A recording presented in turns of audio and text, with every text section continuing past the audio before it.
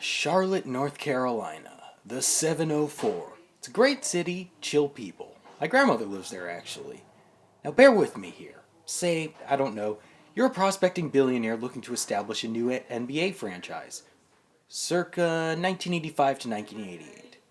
There are a lot of prospecting areas with good basketball markets, but North Carolina is one of the best. Not only is Charlotte growing quickly, both economically and in population, North Carolinians love their basketball. Duke and UNC are names spoken with reverence amongst the hallowed halls of hoops. NC State's 83 run is the pinnacle of all that is great about March Madness. So you're sitting there and you think to yourself, wow, this could be a great place for a new basketball team, a new NBA franchise. It could be an amazing market. What could go wrong? Well, a lot. Roll the intro. I don't really have a good intro right now, but on this channel I like to talk sports. 1985 would be a very critical year to the history of the NBA. This was a year David Stern decided that a very large expansion was necessary after the successes of the 80s. The plan was for 3 new teams by the 88-89 season, but it actually ended up being 4. The Miami Heat, Orlando Magic, Charlotte Hornets, and Minnesota Timberwolves. Of course, we're only talking about the Hornets here and the weird intertwined history of Charlotte and New Orleans, but after that tangent, let's go with the more backstory. The Hornets as an idea were the brainchild of one George Shinn, who was an entrepreneur and investor from Kannapolis, which, if you don't know, is essentially a suburb of Charlotte. Charlotte was not only a growing city in a state that could be described as essentially the mecca of college basketball, but they had also played host to a professional team before. Back in the day, they were the hosts of the ABA's Carolina Cougars. Despite all that evidence, there were still critics, vocal ones, about the plan to have a Charlotte-based team. But Shinn had an ace up his sleeve, the Charlotte Coliseum. The Charlotte Coliseum was to be a planned 24,000-seat arena, purposefully designed for an NBA franchise. At the time, it would have been the largest single-built stadium designed for an NBA team. That was something David Stern could not refuse. On April 5th, 1987, David Stern let Shinn know that he had himself a team. They would begin play in 1988 as preparations were made to build the Coliseum and to actually make a team. Originally, the team was going to be called the Charlotte Spirit, but after a Name the Team contest, Shinn went with a popular choice that emerged from the ranks, Hornets. The team would also make waves before playing even their first NBA game, as their uniforms were a far outlier from the norm.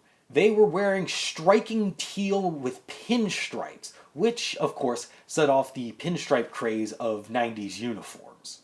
Their first season would take place under the helm of Carl Scheer as GM and Dick Harter as their head coach. I know, it's funny. And since this is not a comprehensive history of the Hornets, let's just leave it at the fact that they were pretty bad. Despite the fact that they were bad, they still led the NBA in attendance 7 times. They also sold out 364 consecutive games. They were a smash hit even though the team was, not that great. But as they went into the 90s, the team would start to get better with the addition of 2 key players, forward Larry Johnson and center Alonzo Mourning. They were both guys that could give you 20 and 10. So that kind of presence in the front court was a massive, massive boon to a struggling team.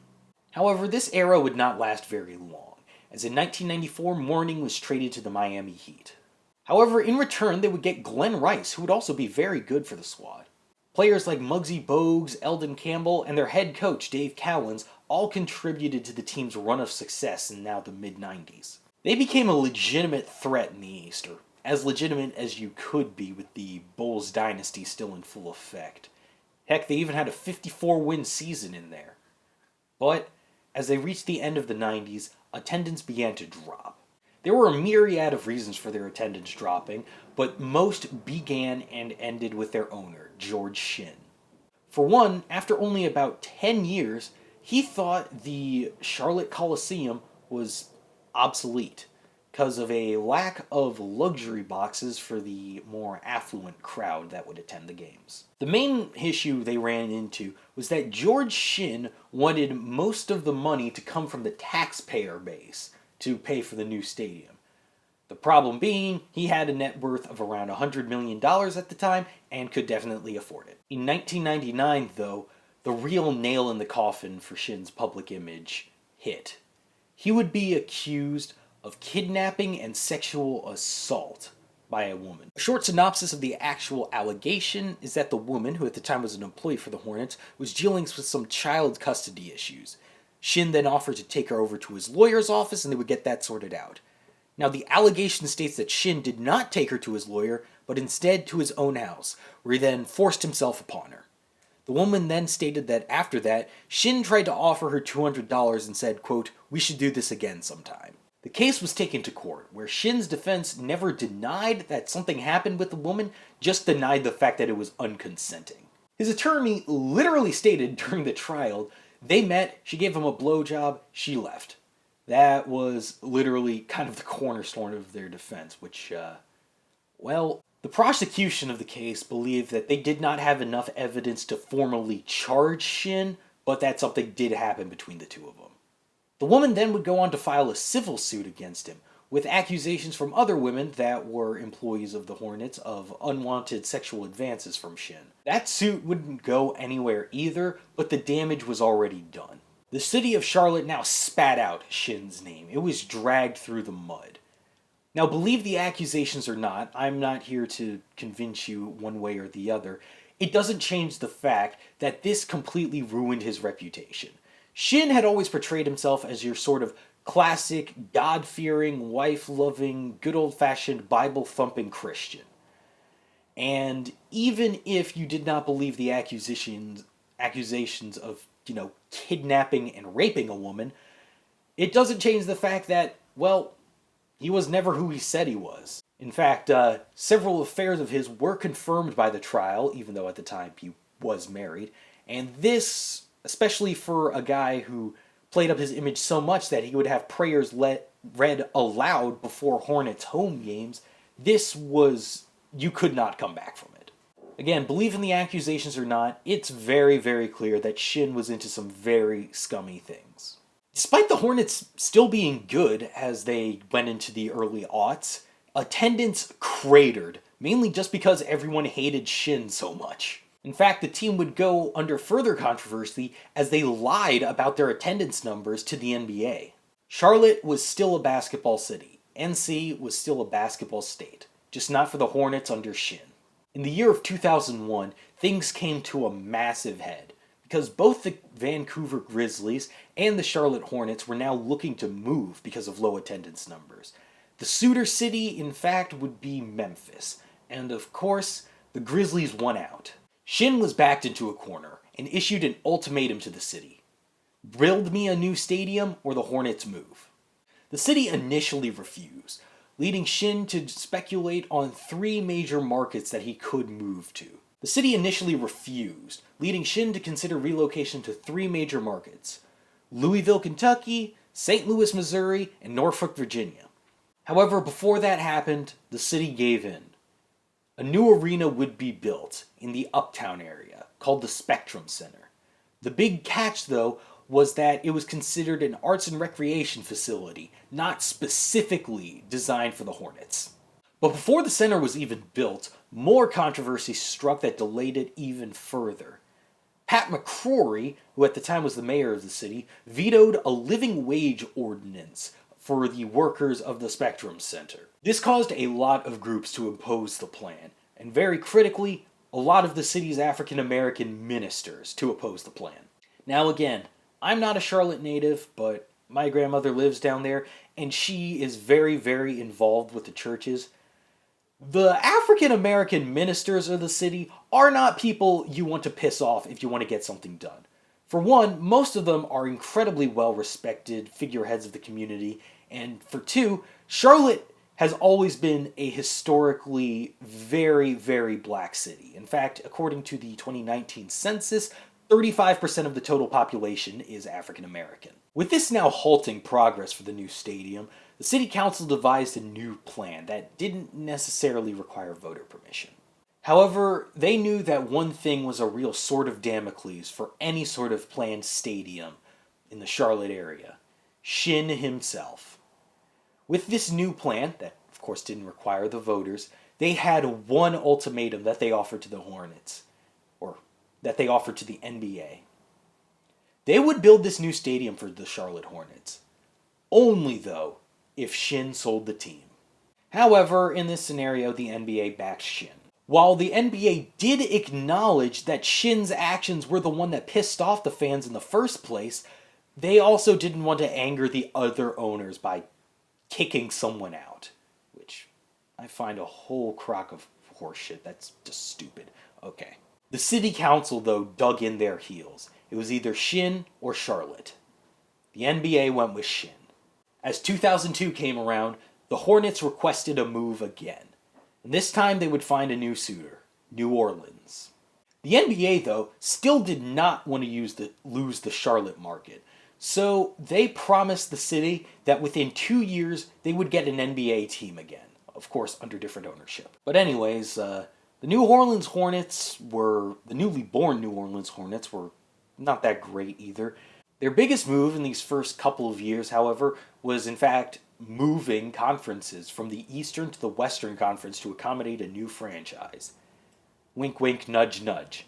That franchise being the newly born Charlotte Bobcats. The Charlotte Bobcats came about in 2004, with already a better footing than the Charlotte Hornets really had. The owner of the Bobcats would be Robert L. Johnson, the founder of BET and the first African-American billionaire. He would also be the first African-American owner of a major professional sports team since the days of the Negro Leagues. The winning name would be the Charlotte Flight, but Johnson decided against that, as he felt the name was a bit too adjacent to the highly controversial airstrikes going on in Iraq at the time. They decided to go in another direction with the team's name.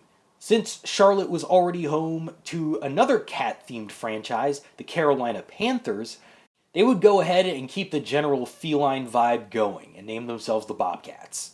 Now then, a bit of a time skip here. Over the course of the 2000s, the Hornets and Bobcats ranged from mediocre to terrible. The better team, of course, being the Hornets, mainly due to the one and only Chris Paul. You don't get a name like the Point God for no reason. Granted, New Orleans was never a consistent threat to actually win a championship, but Paul would drag them to the playoffs year after year. It is worth noting, however, that the New Orleans franchise was also critical in the history of another team, not the Bobcats, that being the Oklahoma City Thunder. Because of the damage done by Hurricane Katrina, from 2005 to 2007, the New Orleans Hornets would be forced to play in Oklahoma City.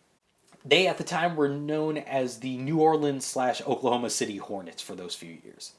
However, there was a surprisingly large amount of attendance at their home games, especially considering that this was an out-of-market franchise that was essentially a 2-year rental until damages were fixed down in New Orleans.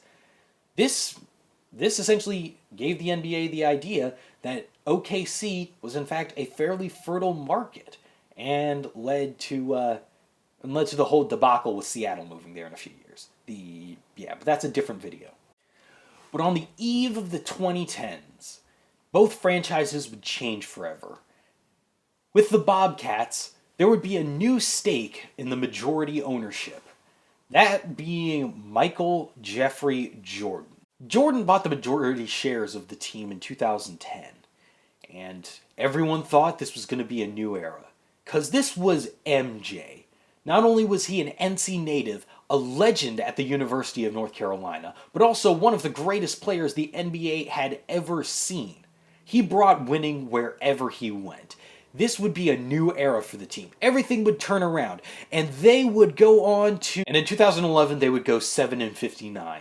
The worst winning percentage in NBA history. The only thing that saved them was that the season was shortened by a strike. 2010 would also mark another major development for New Orleans. With George Shinn being diagnosed with prostate cancer, he stepped down as the majority owner of the team. Their primary minority owner as well, Gary Kochist, sold his stake in the team as well to focus on his family business more. The primary bidder who actually took over the franchise would be the NBA themselves. This would, of course, as you know, lead to the whole Chris Paul trade fiasco in 2011, where it was all but guaranteed he was going to the Lakers until the NBA vetoed it. And through a bunch of complex maneuvering, he ended up on the other LA team, the Clippers. But now it was clear that the Hornets needed an actual owner that wasn't the NBA after that whole fiasco. The man that would step up to become the new owner of the franchise was Tom Benson, New Orleans native, owner of the NFL's New Orleans Saints, and now the inheritor of the Hornets.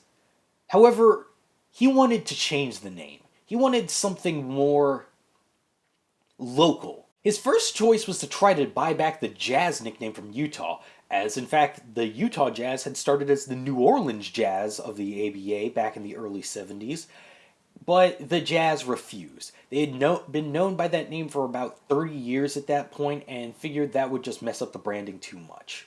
Their other two top choices were the New Orleans Brass or the New Orleans Crew, both references to the legendary jazz bands of the city. However, those names fell through, and the one they went with would be the New Orleans Pelicans for some reason. Apparently it was the name of an old minor league baseball franchise that played in the city. Now, let me go on a bit of a tangent here, because the Pelicans is just such a crappy name for a team. The pelican is also the state bird of Louisiana. I forgot to mention that. But, like, really? That's such a terrible name, because it's not even like the pelicans are, like, a cool bird. They're a beach scavenger that looks doofy as hell. Oh boy, we're the Pelicans. We're gonna steal the french fries from the rest of the NBA. Yeah, that's right. You can't deal with our dead fish that we throw down on the sands. Like, it's such a stupid name. I dislike it immensely. New Orleans Brass could have been really, really cool. New Orleans Crew, maybe, I don't know. Or you could have gone with any other way better name than just the freaking Pelicans. Like a goddamn rat bird that's almost on the level of seagulls. Yeah, that's right, I went there. Anyways, let's move on. But with the impending name change for the now New Orleans Pelicans, MJ decided to make a fairly big move to try to buy back the Hornets nickname for them. That was the Charlotte team he had known and played against, and he wanted to bring them back. In 2013, the NBA Board of Governors approved the name change. The Charlotte Hornets were back, and the New Orleans Pelicans now existed. And that leaves us to where we are today. The Hornets being their own separate franchise back in the 704, and the New Orleans Pelicans being the New Orleans Pelicans. Wasting generational talents and not winning. Yeah, that's about it. And speaking of the history of both of these franchises, I'll just leave this here. This is how the NBA treats their really weirdly intertwined histories, and it's fairly complex, so just bear with me here. The New Orleans Pelicans as a franchise are considered to have been founded in 2002 as the Hornets, and were technically considered an expansion team that came to the NBA in 2002, not as a continuation of the Charlotte Hornets. The Charlotte Hornets, on the other hand, are considered to have been founded in their original founding in 1988. Then after the 2002 move, were considered to have suspended operations before coming back as the Bobcats. The Bobcats inherited all the records and history of the old Charlotte Hornets. Think of like what the NFL did with the Cleveland Browns when they originally moved to Baltimore, then they came back as an expansion team in '99. It's a very, very strange and complex history. Yeah, this was a crazy weird video. This was a crazy weird story. The NBA has a lot of weird, interesting nuggets about that, and not like the Denver Nuggets, but you know what I mean. But yeah, and that's going to be it for me for now. I am sorry this video took so long, because one, community college applications, work's ramping up, the front end's super low on people again, so I'm pulling 7-8 hour shifts again. And I got distracted really, really easily because Mountain Blade Warband is sucking up a ton of my time. But anyways, now I gotta find a better way to make myself more productive with all this stuff I really, really should be doing more often. Thank you for bearing with me, because I know I'm not a good YouTuber, but 36 of you decided to 36 of you decided to subscribe anyway, and only one of you is my burner account. Alright? So, with that, I'll leave you for now. Deuces.